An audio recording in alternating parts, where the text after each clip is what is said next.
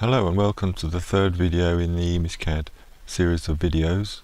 In this video we're going to take a look at the fundamental item of interest in emisCAD, the space and its identification, and we're also going to take a look at some basic features within emisCAD reporting and space mapping.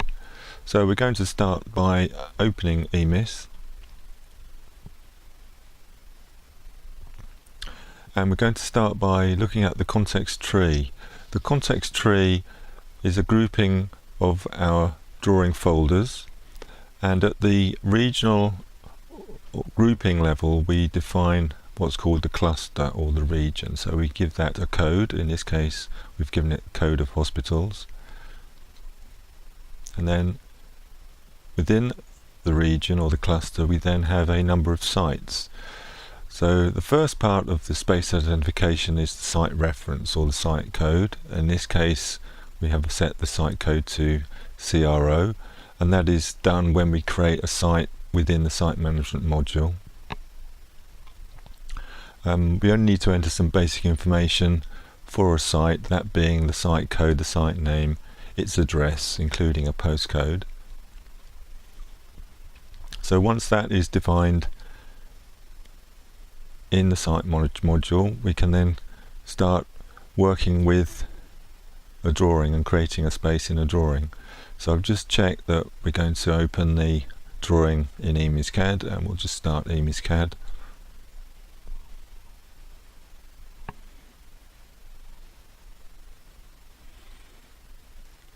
Now a drawing in emisCAD has to have certain properties assigned to it, and we access that information through the drawing properties command. And you can see here that we've selected the CRO site code, and we add buildings into the drawing via this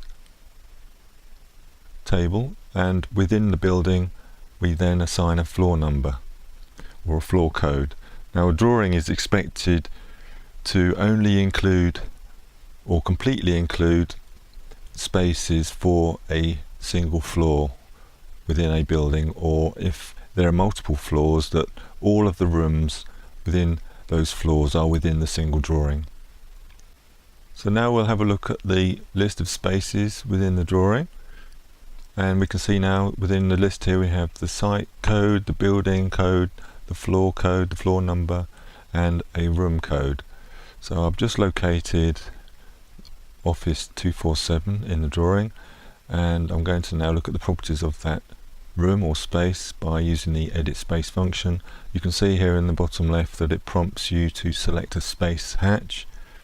The hatch is what is used to represent the space in the drawing, and now the form pops up to show the properties of that space. So as you can see here, we've got the site code, the building code, the floor code, and the room code. So those four pieces of information are what identify the space, and the area comes from the hatch itself in the drawing. We can assign a status to the room and a type to the room, and the type we'll look at with space mapping in a moment, and we can also assign occupiers to that room. So while we're here, we'll just take a look at the space mapping. By default, when a space is created at the moment, you get the hatch pattern as shown here with this colour.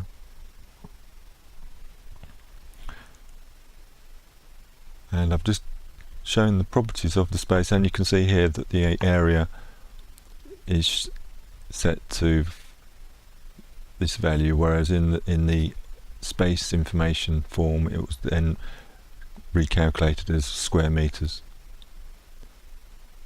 Now the space map function here will actually assign a hatch by room type, and the hatch to use per room type is defined through the space map editor.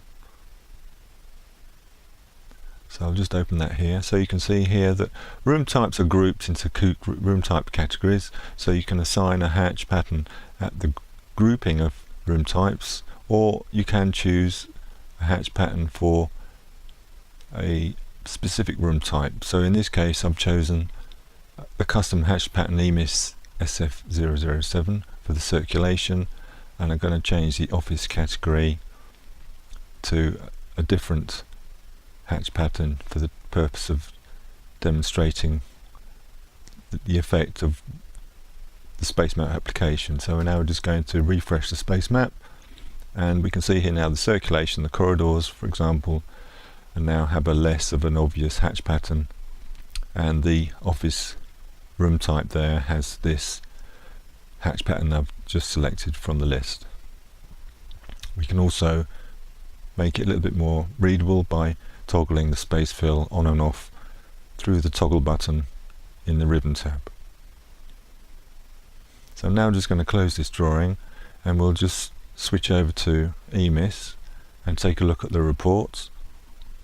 One of the most common reports that we've found to be used is the General Spaces report. Now, this is a SQL Server based report. We have some filters at the top, so I'm just going to now change the room number to that room number value that we were working with in the drawing. And we just press the View Report button to refresh the report. And from here we can export to various formats, Excel, PDF, etc. So that's a brief introduction to spaces within emisCAD. I hope you found it useful, and we'll continue on in the next video.